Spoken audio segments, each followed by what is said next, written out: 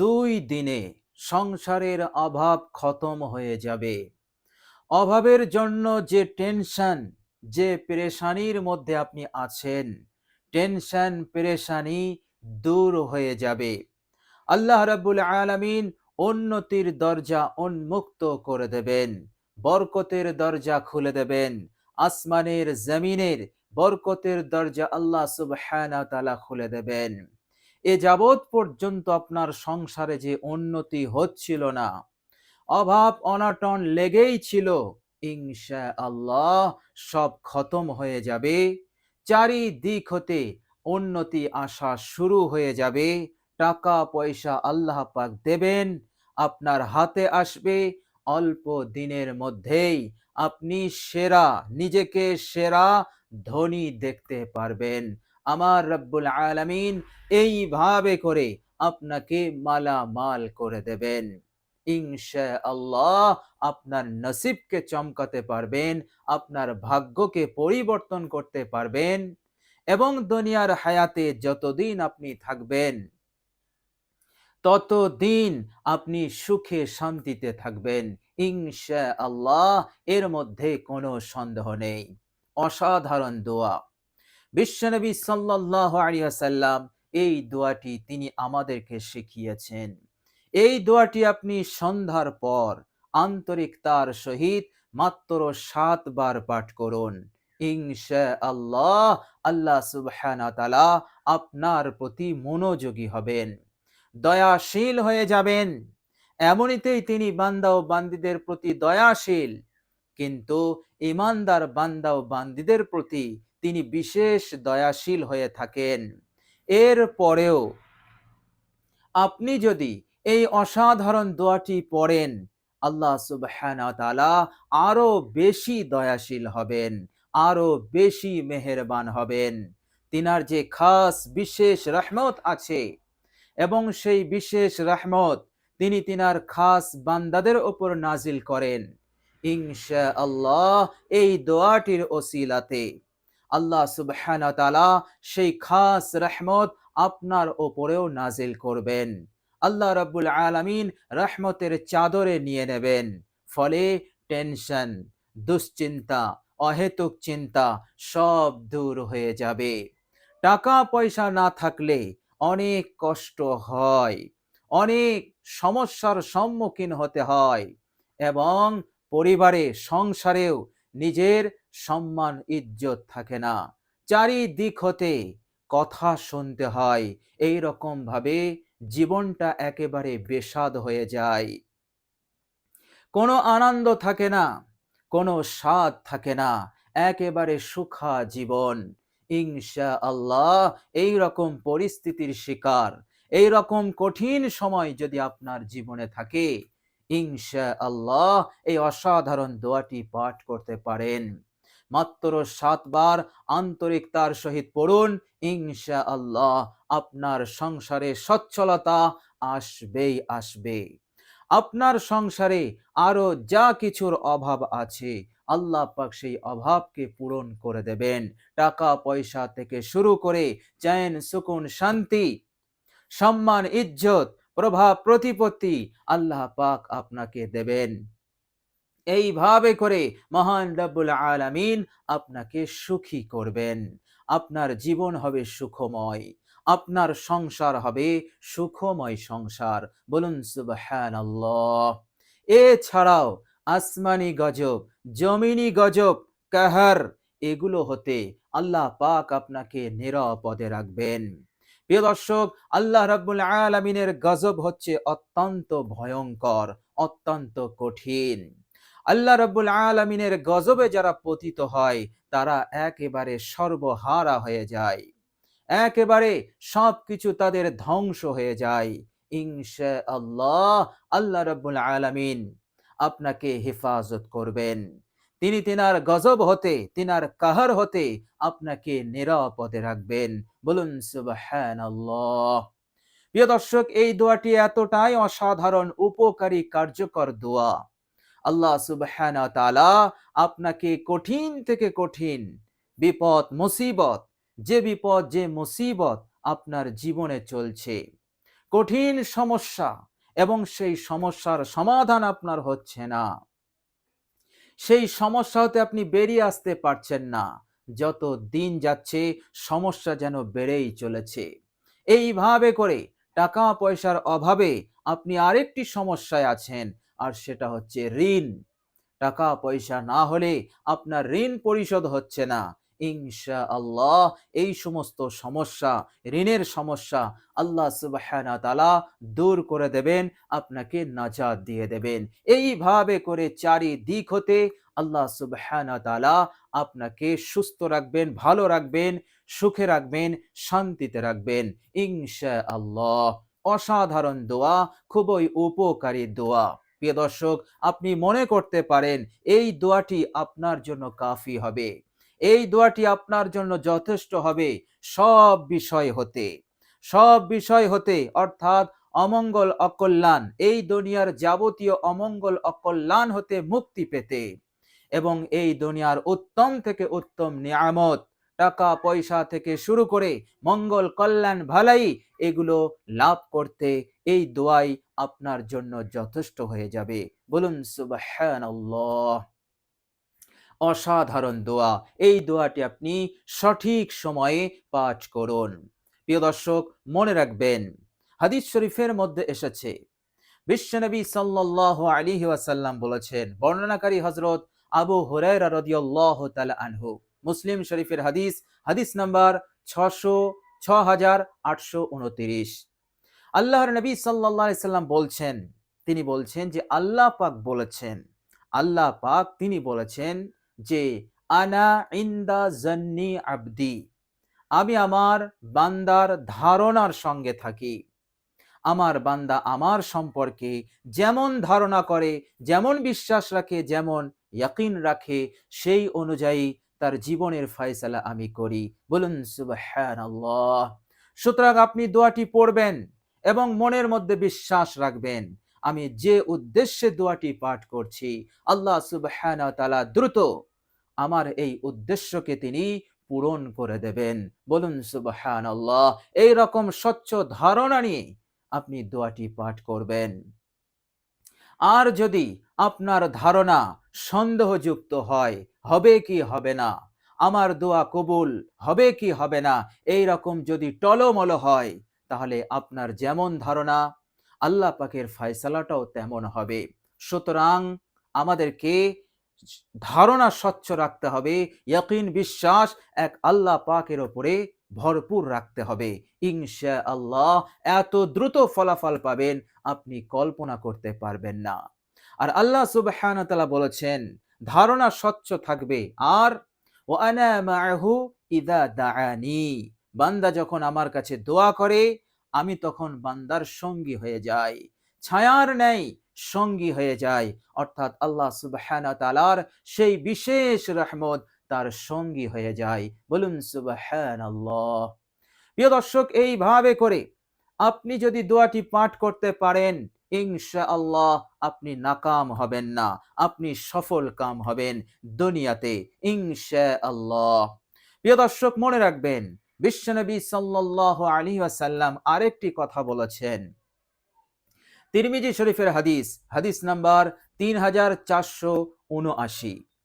আল্লাহর নবী সাল্লাল্লাহু আলাইহি সাল্লাম বলেছেন, হে আমার উম্মত উম্মতিরা, তোমরা যখনই আল্লাহ পাকের কাছে দোয়া করবে, উদউ রাব্বাকুম, তোমাদের রবের কাছে দোয়া করবে, আল্লাহর নবী বললেন ওয়া আনতুম মুকিনুনা বিল ইজাবাতি, তখন তোমরা তোমাদের দোয়া কবুল হবেই।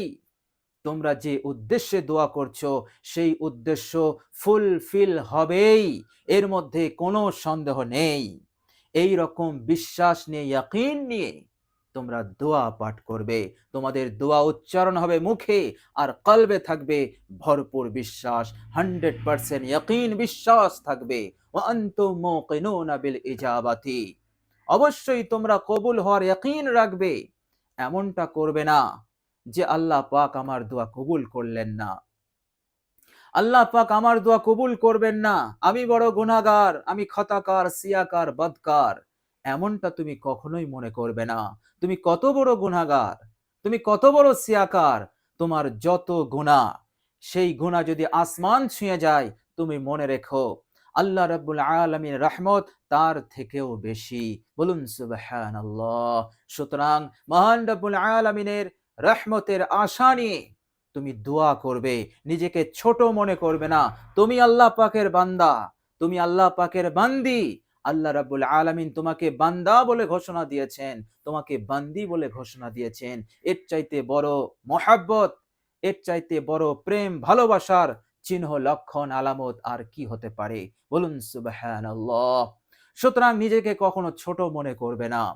আল্লাহ রাব্বুল আলামিনের অশেষ রহমতের আশা নিয়ে তুমি দোয়াটি করবে এবং ইয়াকিন করবে, বিশ্বাস করবে যে আমার দোয়া কবুল হবেই। তুমি তাড়াহুড়ো করবে না এবং সন্দেহ করবে না। ইনশাআল্লাহ এইভাবে দোয়া করলে আল্লাহ সুবহানাহু ওয়া তাআলা তোমার জীবনে ইনকিলাব এনে দেবেন, বদলাও এনে দেবেন, পরিবর্তন হয়ে যাবে। সারা জীবন তুমি সুখে শান্তিতে থাকবে। বলুন সুবহানাল্লাহ। বিশ্বনবী সাল্লাল্লাহু আলাইহি সাল্লাম আরেকটি বিষয় হতে আমাদের সতর্ক করেছেন, আর সেটি হচ্ছে তিনি বলেছেন ওয়ালামু, তোমরা ভালো করে জেনে নাও। ওয়ালামু মানে তোমরা ভালো করে খেয়াল করো, আন্নাল্লাহা লা ইয়াস্তাজিবু দুআআ মিন কলবিন গাফিলিন ওয়া লাহিন। আল্লাহর নবী সাল্লাল্লাহু আলাইহি সাল্লাম পাক জবানে বললেন, তোমরা ভালো করে জেনে নাও, নিশ্চয়ই আন্নাল্লাহা আল্লাহ সুবহানাহু ওয়া তাআলা সেই দোয়াকারীর দোয়াকে কবুল করেন না। লা ইয়াস্তাজিবু দুআআ মিন কলবিন, সেই প্রার্থনাকারীর প্রার্থনাকে, দোয়াকে, ফরিয়াদকে আল্লাহ পাক কবুল করেন না যে দোয়াকারী যখন সে দোয়া করে তার অন্তরটা গাফিল থাকে, তার কলবটা অলস এবং গাফিল থাকে। এর মতলব সে দোয়া করছে কিন্তু মনোযোগ আল্লাহ পাকের দিকে নেই। তার মনোযোগ তার ব্যবসার দিকে, তার মনোযোগ তার চাষের দিকে, তার মনোযোগ তার পরিবারের দিকে। এই রকম ভাবে দুনিয়ার বিভিন্ন বিষয়ের প্রতি, জিনিসের প্রতি তার খেয়াল, তার মনোযোগ, এমনই সে দোয়া করছে। এটাকে বলা হয় কলবিন গাফিলিন, অর্থাৎ গাফিল কলব, গাফিল মন। এই রকম অলস মন, এই রকম অমনোযোগী হয়ে যারা দোয়া করে, আল্লাহ পাক দোয়া কবুল তো দূরের কথা, তার দোয়া শোনেনই না। আল্লাহর নবী সাল্লাল্লাহু আলাইহি সাল্লাম এই কথাটা এমনই বলতে পারতেন, কিন্তু কথাটি বলার আগে তিনি বললেন ওয়ালামু, তোমরা ভালো করে জেনে নাও, ভালো করে হৃদয়ঙ্গম করো, আমল করার সময় তোমরা যেন এমনটা করো না, তাহলে তোমাদের দোয়া অকৃতকার্য হয়ে যাবে। সুতরাং মনকে গাফিল করলে হবে না। দোয়া করার সময় দুনিয়ার সব কিছু হতে মনোযোগ হাটিয়ে এক আল্লাহ পাকের দিকে করতে হবে। আল্লাহর নবী সাল্লাল্লাহু আলাইহি ওয়াসাল্লাম আরেকটি কথা বললেন লাহিন, অর্থাৎ দোয়া করার সময় তুমি তোমার শরীরের অঙ্গ প্রত্যঙ্গ নিয়ে খেলা করবে না, হাত ছোঁড়াছুড়ি করবে না, কোথাও চুলকাবে না, কোথাও কোনো জিনিস পড়ে আছে সেদিকে নজর চলে গেল, সেটা তুমি হাত দিয়ে আঙুল দিয়ে হটিয়ে দিলে, এইভাবে করে তোমার অঙ্গ প্রত্যঙ্গ দ্বারা তুমি খেলা করবে না, এদিক ওদিক করবে না।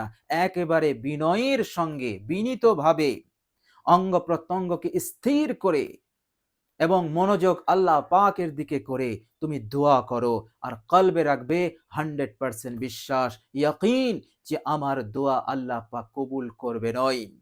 প্রিয় দর্শক, আপনার দোয়া কবুল হবেই, আপনি নিজেই বুঝতে পারবেন।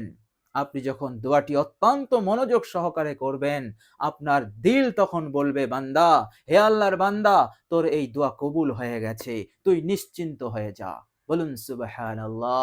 আর দোয়া যদি কবুল না হয়, আপনি নিজেই বুঝতে পারবেন যে আমার দোয়া কবুল হলো না, কেননা মন আপনাকে বলবে তোর দোয়া কবুল হবে না, কেননা দোয়া করার সময় তোর না ছিল ইয়াকিন, বিশ্বাস, এবং তোর মনোযোগ স্থির করতে পারিসনি, আল্লাহ পাকের দিকে করিসনি, তোর মনোযোগ ছিল দুনিয়ার অন্য কোনো বিষয় বা জিনিসের ওপর। আপনার মন আপনাকে সায় দিয়ে দেবে। সুতরাং আপনি দোয়া করুন একাগ্রতার সহিত, মনোযোগী হয়ে, ইনশাআল্লাহ আপনি সফল কাম হবেনই হবেন, এর মধ্যে কোনো সন্দেহ নেই। তো প্রিয় দর্শক, বিশ্বনবী সাল্লাল্লাহু আলাইহি সাল্লাম যে দোয়াটি আমাদেরকে পাঠ করতে বলেছেন, এই দোয়াটি আপনি পড়বেন, ইনশাআল্লাহ আপনি মনে করতে পারেন এই দোয়া আপনার জন্য কাফি হয়ে যাবে এই দুনিয়ার যাবতীয় মঙ্গল কল্যাণ নিয়ামত লাভ করার জন্য, এবং এই দুনিয়ার অমঙ্গল অকল্যাণ দুঃখ যন্ত্রণা কষ্ট এবং আলা বালা মুসিবত পেরেশানি টেনশন সবকে দূর করে দিয়ে নিজেকে হেফাজত করার জন্য এই দোয়া আপনার জন্য কাফি ইনশাআল্লাহ। প্রিয় দর্শক, সন্ধ্যার পর পড়বেন এই অসাধারণ দোয়াটি। আপনি যখন দোয়াটি শুরু করবেন, অবশ্যই আপনি সর্বপ্রথম ৩ বার ইস্তেগফার পড়ে নেবেন। যে ইস্তেগফারটি আপনি পড়বেন সেটি হচ্ছে আস্তাগফিরুল্লাহাল্লাযী লা ইলাহা ইল্লা হুয়াল হাইয়ুল কাইয়্যুম ওয়া আতুবু ইলাইহি। আমি ক্ষমা প্রার্থনা করছি সেই সত্তার কাছে যিনি ছাড়া কোনো মা'বুদ নেই, ইলাহ নেই, যিনি চিরঞ্জীব নিয়ন্ত্রণকারী, সব কিছুকে তিনি রক্ষণাবেক্ষণ করছে, এবং আমি তার কাছেই তাওবা করছি। প্রিয় দর্শক, এটি হচ্ছে এই ইস্তেগফারের অনুবাদ। অনুবাদটা সবসময় মাথায় রাখবেন। অনুবাদ মাথায় রেখে খেয়াল করে আপনি ইস্তেগফার পড়বেন, আর এই ইস্তেগফারটি আপনি ৩ বার পড়বেন। এরপর আপনি বিশ্বনবী সাল্লাল্লাহু আলাইহি ওয়াসাল্লামের উপর একবার দরুদ শরীফ পড়ে নেবেন। এখানে আপনি যে কোনো দরুদ শরীফ পাঠ করতে পারেন। আপনার জানা মতে যে দরুদ আপনার পড়তে ভালো লাগে সেই দরুদ শরীফটি আপনি পড়বেন মাত্র ৩ বার। প্রিয় দর্শক, দরুদের মধ্যে ছোট্ট একটি দরুদ আছে, সেটিও আপনি পড়তে পারেন। দরুদ শরীফটি হচ্ছে সাল্লাল্লাহু আলাইহি ওয়াসাল্লাম। এই দরুদ শরীফটি আপনি পড়তে পারেন, তবে মহাব্বতে পড়বেন আর ৩ বার পড়ে নেবেন। এরপর আপনি এই দোয়াটি ৭ বার পড়বেন আন্তরিকতার সহিত, যেভাবে আমি বললাম ওই নিয়মে আপনি দোয়াটি পড়বেন। দোয়াটি হচ্ছে, মনোযোগ দিয়ে শুনুন, হাসবিয়াল্লাহু লা ইলাহা ইল্লা হুয়া আলাইহি তাওয়াক্কালতু ওয়া হুয়া রাব্বুল আরশিল আযীম। হাসবিয়াল্লাহু লা ইলাহা ইল্লা হুয়া আলাইহি তাওয়াক্কালতু ওয়া হুয়া রাব্বুল আরশিল আযীম। প্রিয় দর্শক, বাংলা উচ্চারণ আমি ভিডিওর স্ক্রিনে দিয়ে দিয়েছি, আপনারা দেখে দেখেও পাঠ করতে পারেন। হাসবিয়াল্লাহু লা ইলাহা ইল্লা হুয়া আলাইহি তাওয়াক্কালতু ওয়া হুয়া রাব্বুল আরশিল আযীম। হাসবিয়াল্লাহু লা ইলাহা ইল্লা হুয়া আলাইহি তাওয়াক্কালতু ওয়া হুয়া রাব্বুল আরশিল আযীম। আমি আরেকবার রিপিট করছি, হাসবিয়াল্লাহু লা ইলাহা ইল্লা হুয়া আলাইহি তাওয়াক্কালতু ওয়া হুয়া রাব্বুল আরশিল আযীম। হাসবিয়াল্লাহু লা ইলাহা ইল্লা হুয়া আলাইহি তাওয়াক্কালতু ওয়া হুয়া রব্বুল আরশিল আযীম। অসাধারণ দোয়া, আপনি পাঠ করুন, ইনশাআল্লাহ ভাগ্য পরিবর্তন হবেই হবে। আল্লাহ পাক আপনাকে মালামাল করবেন দুনিয়াতে এবং পরকালেও ইনশাআল্লাহ। প্রিয় দর্শক, আল্লাহ রাব্বুল আলামিনের কাছে দোয়া করি, আল্লাহ সুবহানাহু ওয়া তাআলা যেন আমাদের সকলকে কবুল করে নেন, দুনিয়া এবং পরকালের জীবনকে সুখময় করে দেন, এবং বিপদ আপদ মুসিবত অভাব অনটনকে তিনি দূর করে দেন, এবং আল্লাহ সুবহানাহু ওয়া তাআলা যেন আমাদের সকলের ওপর তিনি রাজি হয়ে যান, সন্তুষ্ট হয়ে যান। সকলে বলি আমিন সুম্মা আমিন। প্রিয় দর্শক, কমেন্ট বক্সে একবার আমিন লিখে দেবেন। আজ এ পর্যন্তই। সকলে ভালো থাকবেন, সুস্থ থাকবেন। ভিডিওটি ভালো লাগলে একটি লাইক এবং শেয়ার করে দেবেন। প্রিয় দর্শক, শেষে আমার আন্তরিক সালাম নেবেন। আসসালামু আলাইকুম ওয়া রাহমাতুল্লাহি ওয়া বারাকাতুহু।